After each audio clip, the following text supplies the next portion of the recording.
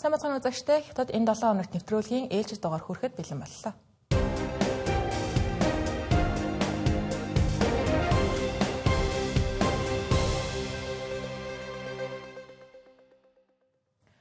Хятад улсын дарга Ши Жинпиний урилгаар Франц улсын ерөнхийлөгч Эммануэль Макрон Хятад улсад айлчилж байна. Даяа харахгүй сүүлийн жилүүдэд Европын холбоо болон Хятад улсын хоорондох хөрөнгө оруулалт гадаад худалдаа тэнцвэргүй байгаа нь үнэн. Энэхүү айлчлалын дараа Эммануэль Макрон Европын үйлдвэрлэл буурч байгаа болохыг хүлээн зөвшөөрч 30-аад жилийн өмнө Европ Хятад руу хөрөнгө оруулдаг байсан шиг одоо буцаагаад Хятад улс Европод хөрөнгө оруулалт хийж эхлэх хэрэгтэй талаар уриалж байна. Францын ерөнхийлөгч Эммануэль Макрон Европын улс орнууд болон Хятад улсын эдийн засгийн харилцаа аль талдаа ашигтай байхаар өөрчлөгдөхгүй бол Европын үйлдвэрлэлийн салбарт аюулд орох эрсдэлтэй байгааг хэлжээ. Тэрээр мөн Америкийн нэгдсэн улс болон Хятад улсын зүгээс Европын үйлдвэрлэлийн салбарт үзүүлж буй нөлөөг онцолж Хятад улс Европын зах зээлээс худалдаа авалт хийдгээс илүүтэйгээр өөрсдөө Европын зах зээлд бараа бүтээгдэхүүнээ нийлүүлдэг талаар хэлсэн байна. Одоогийн байдлаар Европын Хятадтай хийх худалдааны алдагдал асар их байна. Үүнд Макрон Европын компаниуд нийгэн цагт Хятадд хөрөнгө оруулалт хийж байсан шиг Хятад улс ч мөн адил Европт илүү шударгаар харилцах хөрөнгө оруулалт хийхийг хүсэж байгаагаа илэрхийлжээ. Европын холбооны статистикийн албанаас гаргасан судалгаанд 2024 онд Европын үйлдвэрлэлээс гарч буй тогтмол үнээр зардаг бүтээгдэхүүнээс олсон ашиг үйлдвэрлэлийн зарлагаас 2023 онтой харьцуулахад бүтэн 2% бурц үзүүлэлттэй байгаа юм а. Харин энэ оны 4-р сард улирлын чанартай үйлдвэрлэл Европоор голлон арилжаа хийдэг Европын орнуудад 2.4% буурсан бол Европ даяар 1.8% буурсан байна. Үүнтэй зэрэгцэн үйлдвэрлэлийн худалдаа авалтын индекс 49.6 болж буурсан нь тус бус нутгийн үйлдвэрлэл үйл ажиллагаад оройтож байгааг харуулсан байдалтай байна. Дашрам дуртахад Франц улс 2026 онд 7-гийн бүлгийг удирдахаар зэхэж байгаа энэ үед ерөнхийлөгч Макрон Европын холбооны улсын бүлэгт үзүүлэх нөлөөг нэмэгдүүлэхийг хүсэж байгаа ба Хятадын дарга Шимпинийг бүлгийн дээд хэмжээний уулзалтанд урьж магадгүй байна. Үндсэндээ Европын үйлдвэрлэл салбар дарамтанд орж үйлдвэрлэл цаашид дахин буурах хандлагатай байгаа юм. Ийм үед Европын холбоо Хятад улс хоорондоо хөрөнгө оруулалт эдийн засгийн түншлээ сайжруулан тэнцвэржүүлж Европын үйлдвэрлэлийг хамгаалах тал дээр санал нэгдэхийг Европын зүгээс хүлээж байна. Хятадын баруун өмнөд нутгийн Сычуан мужийн нийслэл Чэнду хотод байрлах Хятад Францын экологийн парк 10 жилийн өмнө зөвхөн зураг төслийн түвшинд байсан бол өнөөдөр Франц болон Европтой хамтын ажиллагааг холбосон хотын хамгийн чухал дэд бүтцүүдийн нэг болоод байна. Хоёр улс цаашдаа ч гэсэн байгаль дээлтэй ногоон эдийн засаг технологийн салбарт хамтарч ажиллахаа хэлж байгаа юм. Дэлгэрэнгүй мэдээллийг Хятад Францын экологийн паркаас CGTN агентлагийн сэтгүүлч Гүнмин мэдээлэлнэ. Хятад Францын эко парк одоогийн байдлаар Францын хөрөнгө оруулалттай 70 гаруй аж ахуй нэгжийг игнэндээ нэгтгэж Хятад болон Европын хамтын ажиллагааны ялангуяа дэвшилтэд үйлдвэрлэл болон нүүрс төрөгч ахтай салбарын гол талбар болон хөгжиж байна. Тус паркийн гол хэрэгслэгчдийн нэг болох Дунфэн мотор болон Францын автомашин үйлдвэрлэгч Citroën-ийн хамтарсан үйлдвэр шинэлүүн нь Францын эдийн нийлүүлэгч 14 компаниг нэмж татан оролцуулснаар нийлүүлэлтийн иж бүрэн сүлжээг бий болгожээ. Нэгдүгээрт технологийн гүнзгий интеграцчлал бий болж байгааг харах хэрэгтэй. Франц улстай хамтран ажилласнаар бид автомашин үйлдвэрлэлийн олон зуун жилийн өв уламжлал, олон улсын чанарын стандартыг нэвтрүүлж, судалгаа хөгжүүлэлтийн чадвах, бүтээгдэхүүний чанарыг эрс сайжруулсан. Хоёрдугаарт зах зээлийн хувьд нэг нэгнээ харилцан нөхөх явдал юм. Бид дотоодын зах зээл чиглэсэн технологи импортлдог байсан үеэс шинэлүүд үйлдвэрлэв. Дэлхийд борлуулав гэсэн загварлуу шилжсэн.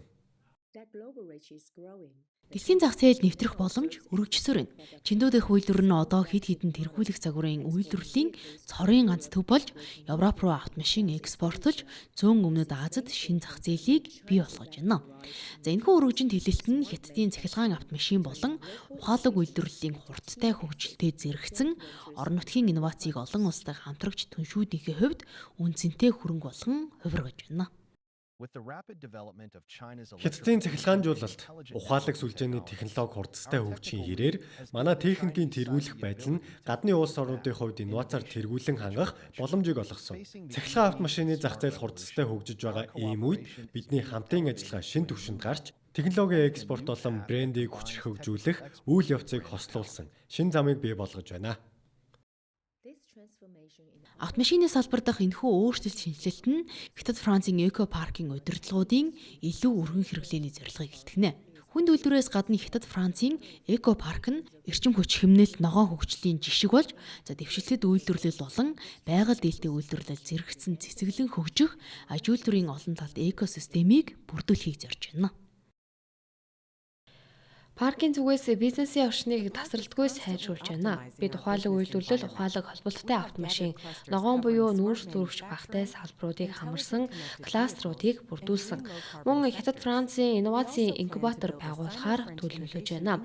Энэ талбар дээр судалгааны аж ахуйн нэгжүүдийг орон нутгийн их сургуулиудтай нэгтгэснээр дундын орон зайг бий болгож, шинжилгээ ухаан технологийн инновацийн салбарт харилцан ашигтай байдлыг бий болгох юм а. Өнөөдөр бидний харж байгаа зүйл бол зөвхөн энгийн худалдаа бус харин технологийн гүн гүнзгий интеграцчлал юм. Анхны хамтарсан үйлдвэрүүдээс эхлээд одоогийн бодит хамтын ажиллагаа хүртэлх энэ замд тус парк Хятад Францын харилцаа энгийн хилцлээс хальж харилцан нэг нэгнээ нөхөж технологи ногоон ирээдүй рүү хэрхэн шилжсэнийг харууллаа. Зайхуу Хятадын их баригчид Европын холбооны томоохон улс орнуудтай хамтын ажиллагаагаа тэлж авах хооронд нөгөө талд бүс нутгийн улс орнууд тэр дундаа Япон улстай Хятад улс таагүй харилцаатай нөхцөл байдал энэ 7 өнөخت бүрч хурцдсан шинжтэй.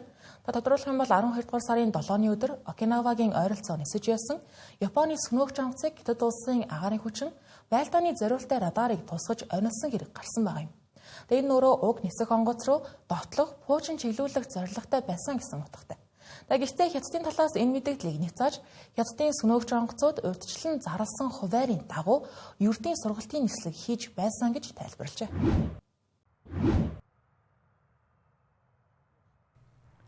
Японы батлан хамгаалахын сайд Шинжиро Коизуми Ням гаргийн үрээр яаралтай хэвлэлийн урал зарлаж уг үйлдэлийг тун аюултай алхам хэмээн буруутгалаа. Тэрээр Япон улс бүгд найрамдах Хятад улсад хүчтэй эсэргүүцэл илэрхийлж дахин ийм зүйл болохгүй байх хатуу шаардлага тавьсан байна. Японы талаас мэдээлснээр болсон явдлыг харвал Бям гарагт Окинавагийн өмнөд зүгт олон улсын хилээр нисж байсан F-15 онгоц руу Хятадын сөнөөгч онгоц 2 удаа онилсан юм байна. Эдгээр Хятадын онгоцнууд нь тус улсын анхны нисэх онгоцны тээгч Леоны хөлгөөс хөрсөн байжээ. Ингэхдээ хэргийн үеэр Хятадын Леонын онгоц зөөгчөөс нийтдээ 100 удаагийн сөнөөгч онгоцны хөөрөлт бүртгэгдсэн бөгөөд хөөрсөн G-15 онгоцнууд Японы F-15 онгоц руу 2 удаа 16 цаг 32 минутанд мөн 2 цагийн дараа галын удирдлагын радар руу чиглүүлсэн байна. Ийм радар нь зэвсэг оноох пуужин түлхэхэд ашигладаг тул энэ үйлдэл нь шууд халдлагын занал хийлэл мэт ойлгогдод. Үүний улмаас нисгэгчид яаралтай зай барих манер өгөхийг шаардлагатай болдог. Үүн дээр нэмээд уг бус нутг нь өөрөө аль алийнх нь эрх баригчдын зүгээс өөрсдийн газар нутаг гэж үздэг арлуудын ойролцоо тул нөхцөл байдал илүү хэмзэг байна. Японы ерөнхий сайд Санае Такеичи энэ үйл явдлыг тайван хүлээж байсан ч гэсэн хатуу байр сууриас хандна гэдгээ хэллээ. Мөн тэнгис агаарын хяналтаа нэмэгдүүлэх бүхэл боломжит арга хэмжээг авна гэв. Япон улсын гадаад хэргийн яам мөн бүгд найрамдах Хятад ард улсын элчин сайдыг дуудаж эсэргүүцэл илэрхийлжээ. Харин Бээжин Японы мэдүүлгийг үгүйсгэж Хятадын тэнгисийн цэргийн төлөөлөгч Ван Шуэмийн хэлснээр Лианон хөлөг урьдчилан зарласан хуваарийн дагуу ердийн сургаалтын нислэг хийж байсан бөгөөд Япон улс сармагжуулах ажиллагааг мушгин гуйвуулж байна гэжээ. Мөн Япон тал дээр доромжлон гүйтгэх ажиллагаа нэн даруй зогсоох ёстой. Бүгд найрамдах Хятад ард улсын аюулгүй байдал, хууль ёсны ашиг сонирхлыг хамгаалахын тулд шаардлагатай арга хэмжээг авна гэсэн байна. Эргэн сануулахад хоёр улсын харилцаа энэ сарын ихэр огцон муудсан ба Японы ерөнхий сайд Санаа Такеичи парламентын танхимд үг хэлэхдээ Хятад Тайванд халдвал энэ нь Японы тусгаар тогтнол занал хийлсэн тооцогдож Япон цэрэг хөдөлгөх нөхцөл үүснэ гэж хэлж байсан юм а. Тэгвэл Бээжингийн ширүүн эсэргүүцэл дагуулсан тухайлбал Хятад түүнийг улаан шугам давсан хэмээн буруутгаж мэдээлэлээ буцаахыг шаардаж байна.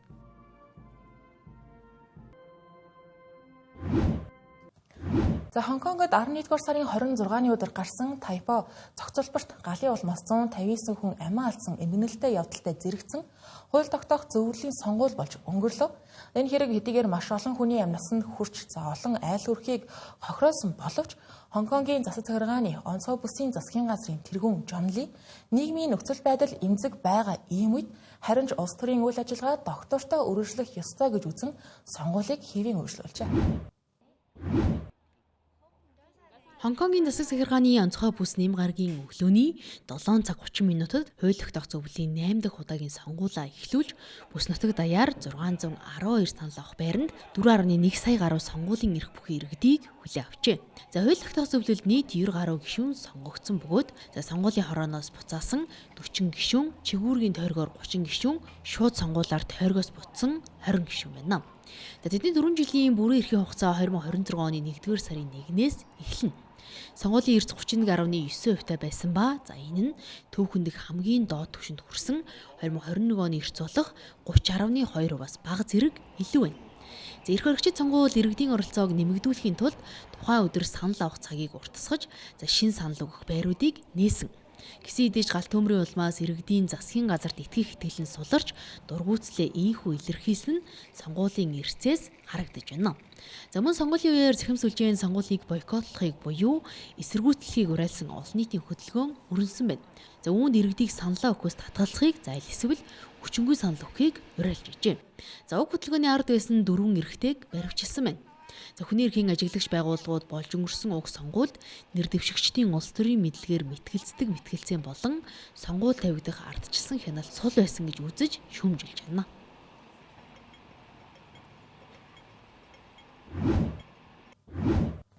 Сонгуулийн дүн ерөнхийдөө хүлээж байсны дагуу болсон гэж хэлж болохоор за гэхдээ сонгуулийн эрс тун хангалтгүй байсан гэдгийг мөн харж байгаа. За учир нь иргэд галт төмрийн шалтгааныг эрх баригчдын хариуцлагагүй байдалтай холбон тайлбарлах хандлага байгаа. Сонгуулийн дүн тоологдож байх үеэр галт төмөр болсон газарт Хонконгийн иргэд олноороо цугларч олон хоногийн турш үргэлжилсэн хохирогчдын дурсгалд хүндэтгэл үзүүлэх ёс сурлын хаалтыг хийсэн байна. 27 хоног шахам хугацаанд энэ газар олон нийтийн уй гашуугаа илэрхийлэх төв цэг боллоо. За энэ бол 11-р сарын 26-нд болсон галт төмрийн хохирогчдод хүндэтгэл үзүүлэхээр олон нийтийн санаачлагаар аяндаа бий болсон дурсгалын газар. За галт өртөж шатсан барилгуудаас хитгэн алхмын зайд найз нөхөд гэр бүл хөршүүд нь ирж талигачтай сүүлчийн удаа салгаас гүйцэтгэж байна. Би энд 30 жил шахам ажиллаж байна. Найз маань нас барчихлаа. Бид хоёулаа энд гэрийн үйлчлэгчээр ажилладаг байсан. Ар гэр рүүгээ мөнгө явуулах гэж шаргуу ажилладаг байсан. За тэр 5 настай хүүхэдтэй байсан. Хоёулаа гал таймаалцсан. За гэхдээ бид түүний гэр бүлийг дэмжиж чадах чинээгээрээ хандив өгч байна. Цэцэгс гараар өгсөн зурвсууд хүүхдийн тоглоом, цаасан тогрон гих мэт мянган жижиг өргөлүүд нь олон нийтийн уй гашуугийн илэрхийлэл болж байна. За зарим зурвсууд аврагчдад хүндэтгэл үзүүлсэн байв. Жишээ нь энэ бол галтай тэмцэж байгаад амиа алдсан 37 настай гал сөнөөгч эрхэм хоод зориулсан зурвс. Хэргийн газарт нийтдээ 700 гаруй гал сөнөөгч ажилласан. Барилгын салбарын хүний хувьд орон сууцны хороололд гал ямар хурдан тархтыг би мэднэ. Хариу арга хэмжээ цаг үе олсон шуурхай байсан. Гал сөнөөгчд цагдаа бүх хилцүүд чадах бүхнээ хийсэн. Би гал сөнөөгчдөд талархлаа илэрхийлмээр байна. Тэд 40 гаруй цаг тасралтгүй ажилласан. Иргэний тусламжийн алба цагдаа сайн дурынхан хүндэтгэл үзүүлэх үйл ажиллагааг зохион байгуулахад тусалж уг орон зайг аюулгүй, тайван, хүн бүрт нээлттэй байлгахад анхаарч ажиллаа.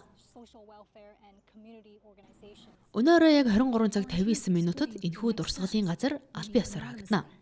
За гэхдээ эдгээр бүх хүндэтгэлийн зүйлсийг зүгээр л хаяхгүй гэдгийг хэлхэн зүйтэй. За тэдгээрийг нийгмийн үйлчилгээний олон нийтийн байгууллагуудад шилжүүлэн өгнө. Сайн дурынхан цааш хэрэгхээ ярилцаж байна. Тэдний олонх нь нэрээ нууцалж олон нийтийн анхаарлыг зөвхөн хагцал зовлон туулж буй гэр бүлүүдэд хандуулахыг хүсэж байна. Бид гашуудал удаан үргэлжлэхээ гэхээс болгоомжилж байна. Цаасан эд зүйлсийг оршуулгын үйлчилгээнд цэцэгсийг байгаль орчны газарт харин зурвсуудыг халамжийн бүлгүүдэд өгнө. Бүх зүйл тайван байсан. Хүн бүр аюулгүй орон зайг бүрдүүлэхийн төлөө хамтран ажиллаж сэтгэл санааны дэмжлэг үзүүлж байна. Үнэхээр зүрх шимшрэн байна. Гэхдээ би олон хүн оршин суугчдад эд зүйл сандвлаж орон гэрээ алдсан хүмүүсийн төлөө чадах бүхнээ хийж байгааг харсан. Нэг хүн нэг шөнийн дотор мянган хоол хийсэн байсан. Гуанчжоу, Бээжин, Шинжэн зэрэг бусад хотын хүмүүс ч дэмжлэг үзүүлсэн. Энэ бүхнээс нэг зүйлийг сайн ойлгосон нь хятад хүмүүсийн хувьд бид бүгд нэг нэгнээ дэмждэг. Хэн нэгэн зовход бүгд туслахаар ирдэг. Энэ газрыг зохицуулахад тусалсан сайн дурынхны хүсэж буй зүйл нь уй гашуудаа удаан авталгүй дахин ийм зүйл болохоос сэргийлэх явдал юм а. Тэд олон нийтийн сэтгэл талархаж цааш удаан гашуудахгүй байхыг хүсэж байна.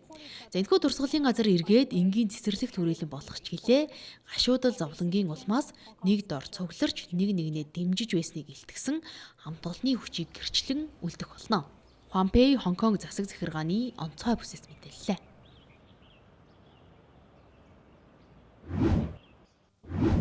Дөрөвдөлн та бүхэнд дэлхийд эдийн засгийн хэмжээгээр 2-р жагсаж байгаа Хятад улсын эдийн засгийн бизнесийн салбарт болж байгаа онцлог үйл явдлуудаас мэдээлэх гэж байна.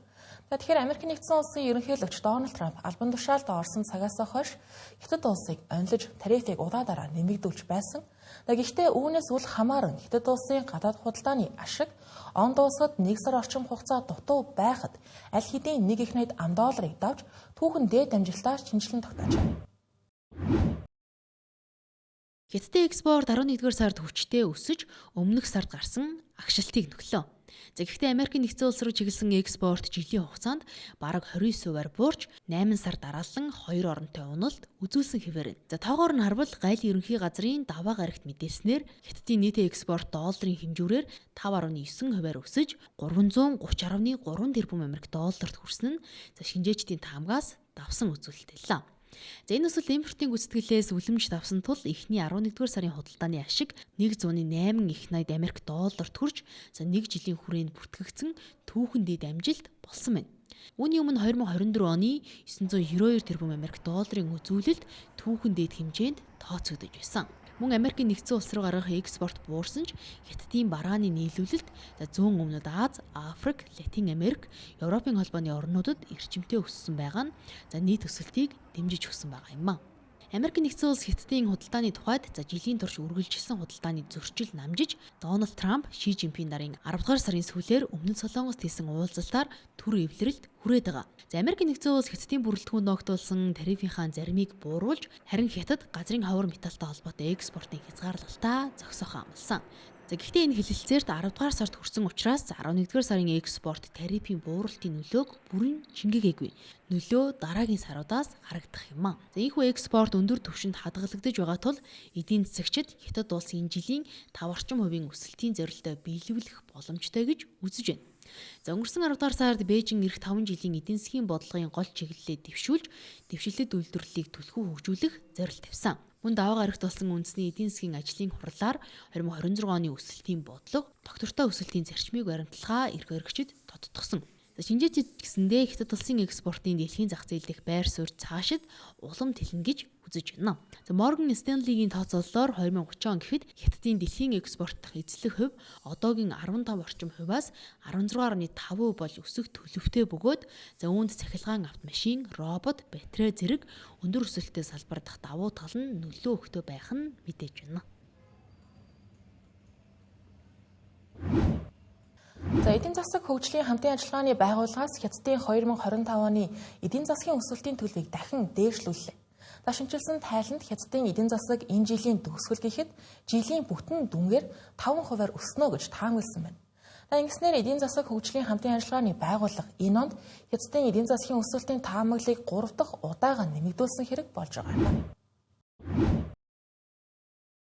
Эдийн засгийн хамтын ажиллагаа хөгжлийн байгууллага олон улсын эдийн засгийн төлөв байдлын тухай хамгийн сүүлийн тайландаа Хятад улсын 2025 оны эдийн засгийн өсөлтийн таамаглалыг 4.9%-аас 5% болгон ахиулжээ. Ийхүү олон улсын байгууллага он гарснаас хойш Хятад улсын эдийн засгийн өсөлтийн таамаглалыг удаадараа нэмэгдүүлж байгаа нь тус улсын эдийн засгийн уян хатан тогтвортой байдалд итгэл нэмэгдэж байгааг харуулж байна. Байгууллагын судлаачдын дүгнэж байгаагаар Хятад улс төсвийн тэлэх бодлого баримталж, иргэдийн орлого дэмжих, хэрэглээг нэмэгдүүлэх чиглэлээр хэд хэдэн арга хэмжээг авч хэрэгжүүлсэнийг, тэр дундаа автомашин болон гэр ахуйн цахилгаан хэрэгслийн зах зээлд чиглэсэн хөтөлбөрүүд дотоодын хэрэглээг үр дүнтэйгээр нэмэгдүүлж, экспорт болон экспортод чиглэсэн аж үйлдвэрийн салбарууд сайн үзүүлэлттэй байхад нөлөөлжээ. Мөн эдийн засгийн хамтын ажиллагаа хөгжлийн байгууллагын Бээжин дэх төлөөлөгчийн газрын дарга Тамас Хажба дэлхийн эдийн засгийн нөхцөл байдал гадаад хүчин зүйлсийн хувьд тодорхойгүй байгаа хэдий ч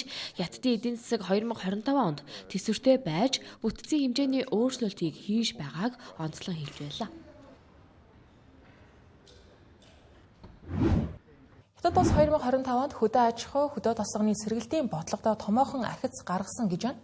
Тухайлбал шинэ технологийн хэрэглээ өргөжөж, орон нутгийн дэд бүтэц сайжирч, ган үер зэрэг цаг агаарын онц ноцтой олон асуудал тулгарсан ч гэлээ ургац нэмэгдсэн байгаа юм.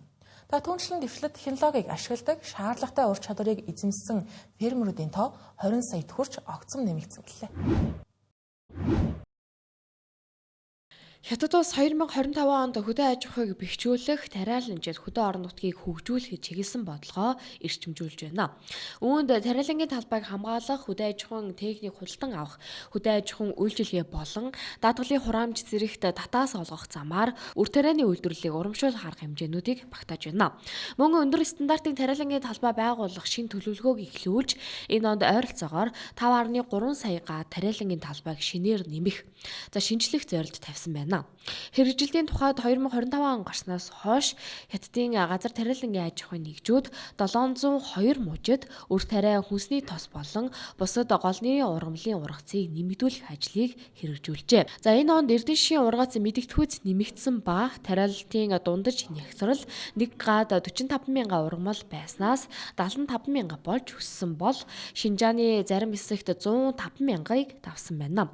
Түүнчлэн технологийн дэвшлиг шингээсэн газар тариалан энэ жилийн гол чиг хандлага байсан ба ургацын сонголт талбайн хуваарлалтыг зохицуулахад их өгөгдлийн загваруудыг ашиглаж хэлжээ.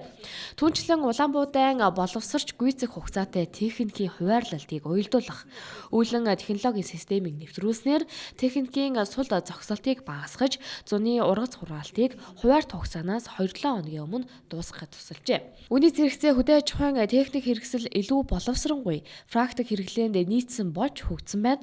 Улс орны хэмжээнд уулархаг бус нутагт газар тариалангийн тоног төхөөрөмжийн хэрэглээг нэмэгдүүлэх зорилгоор туршилтын эхний ээлжийн мужуудыг тодорхойлжээ.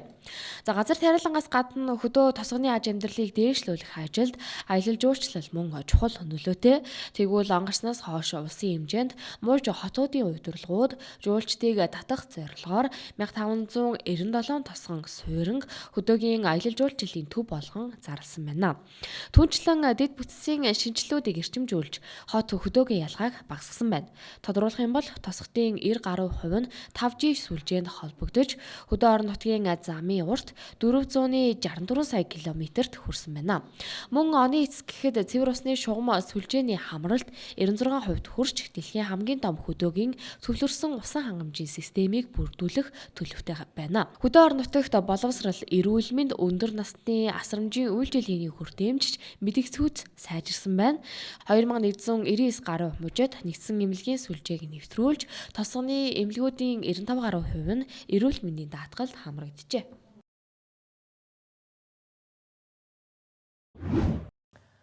Хятад улсын хэмэл оюуны салбарт олныг гайхшруулсан үйл явдал болж өнгөрсөн байгаа нь Хятадын хэмэл оюуны чип үйлдвэрлэгч Moore-Threads гэх компани IPO хийсэн буюу хувьцаагаа нээлттэй арилжаалж эхэлсэн хэрэг байлаа.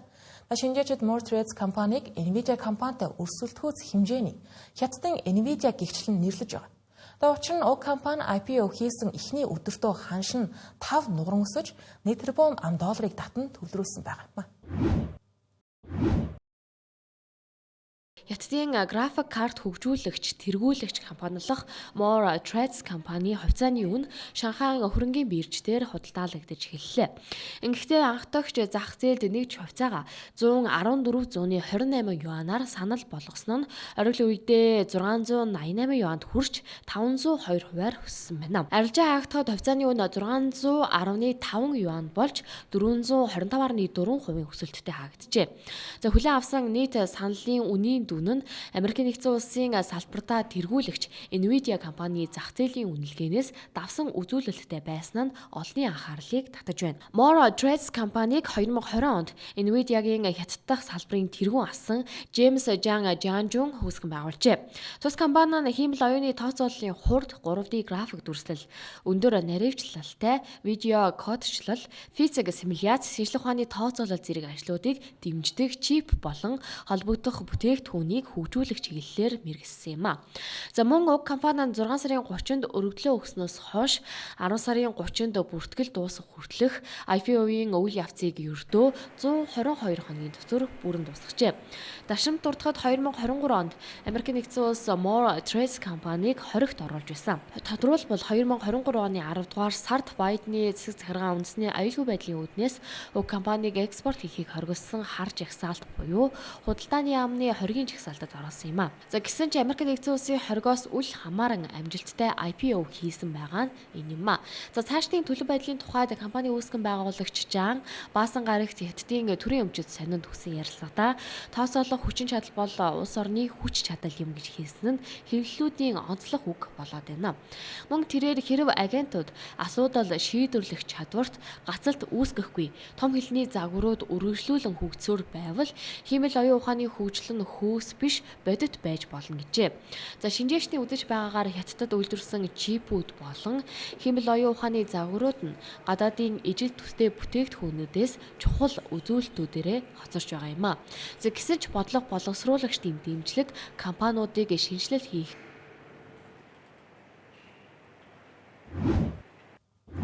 Хөтөлбөрийн төгсгөлд бид та бүхэнд Тэнгэр ТV болон Монгол улсад суугаа Хятад улсын элчин сайдын яамтай хамтран зохион байгуулсан миний хятадтай холбоотой түүх сошиал бичлэгийн уралдааны ялагчдыг танилцуулах гэж байна. Та нийтдээ 100 гаруй бүтээл ирснээс 11 шагналт байрын эзэд тодорсон байгаа юм а. Уралдаанд оролцогчид 2 минутанд багтаан өөрсдийн Хятад улстай холбоотой түүхээ хуваалцах энгийн дүрмтэй. Сошиал бичлэг, анимашн, аялын влог гэд ямар ч төрлийн форматаар англи, хятад, монгол хэл дээр бичлэгээ хэлгэн оролцох боломжтой. 我也非常高兴，这次的这个视频，我们有不同年龄段的蒙古的朋友们。 Сошиал видео бичлэгийн уралдаанд насны оролцогчид олон төрлийн бүтээлүүдийг ирүүлсэнд үнэхээр талархалтай байна. Мөн маш олон хүмүүс Хятад улсад суралцаж байсан, суралц хүсэлтэй байгаа талаараа хуваалцсан байна. Хятад улс боловсролыг чухалчилж авч үздэг орн. Тиймээс Монгол улстай өөрийн орны боловсролын салбарын ололт амжилтын талаар хуваалцахад бэлэн байна. Үүнээс гадна тун удахгүй морь жил гарах гэж байна. Монголчууд морийг хүний сайн анд нөхөр гэж үздэг бол Хятад ураг шууд дэвжхийн бэлэгдэл гэж үздэг. Тиймээс ирж буй морь жилдээ илүү олон залуучууд хүсэл мөрөөдлөө биелүүлээсэй гэж хүсэж байна. 那么中国是一个非常重视教育的国家。 Нэгдүгээр шатанд ирсэн бүтээлүүдээс шилдэг 11-ийг нь зохион байгуулагчдын зүгээс тодруулсан. Эдгээрээс олон нийтээс сошиал дээр хамгийн олон хандлт авсан нэг бүтээлийн эзэн Хятад улс руу аялах эрхийн эзэн болсон бол үлдсэн нь лаптоп, таблет, ухаалаг цагийн эзэд боллоо. Хятад хэл өөрөө хэцүү хүнд хэл ялангуяа за нэг ханц чийжлэх тэрний ард хөг утга тэгээд галиг дээрээс нь нөгөө ханц гэдэг нөгөө нэг юмыг чийжлэхийн тулд маш олон зүйл бас давхар чийжилдэг. Тэгээд нэг ханц нөгөө ханцтайгаа нийлэхлээр ингээд утга нь ингээд өөрчлөгдөд ингээд явдаг. Тэгээд миний хувьд хамгийн хэцүү зүйл нь болохоор нөгөө хөг байсан. 4 хүүхэдтэй. Гэсэн хэдий ч ямар ч ясан тухайд хичээгээд тэгээд HSK Хятад хэлний шалгалтуудаа өгөөд ингээд суралцж байна. Суралцаж байсан. Тамира Охтой Исүгийн бичлэг сошиал дээр хамгийн олон хандлт буюу 4100 лайк цуглуулж аялын эрхээ эзэн болсон юм а. Оролцогчдын ихэнх нь Хятад улсад аялсанд орсомж болон Хятад хэл сурч байсан туршлагынхаа талаар хуваалцсан байлаа. Мөн Хятад сургуулийн сурагчид өргөнөөр олцлоо. Би бичлэгэн дээр болонготлаа Хятад руу багасаа аялсан түүхээ Хятадд очиод ямар мэдрэгддгээ, Хятадтай ямар дотн санагддгаа ярьсан. Миний бодлоор Хятад хэл сурахад хамгийн бэрхшээлтэй зүйл нь ханз байдаг. Тэгээд дуудлага нь. Тэгээд би Хятад хэлийг одоо 12 жил сурж байна. Хятад Монгол найрамд сургуулийн 12 дугаар ангид сурдаг. 12А ангийн ТСО гэдэг сурагч. Тэгээд багасаа сурсан болохоор одоо бол ер нь гайгүй. Гэтэ одоо ч гэсэн ер нь нэлээд одоо ханзан дээр алддаг. Хятадтай холбоотой миний түүх сэдэвт энэхүү уралдааныг эх жилүүдэд мөн илүү өргөн цар хүрээтэйгээр зохион байгуулахар төлөвлөж байна. Хэрвээ танд ч бас хуваалцахыг хүссэн түүх байгаа бол эх жилийн уралдаанаар уулзцгаая. Үзэгчдээ бид та бүхэнд Хятадын 7 өнөр нэвтрүүлгийн ээлжид дугаараараа Хятад улсын улс төр, нийгэм, эдийн засаг, технологийн салбарт гарсан онцлог мэдээлэлээс таймлан хүргэсэн байгаа. Анхаарлаа хандуулсанд баярлалаа.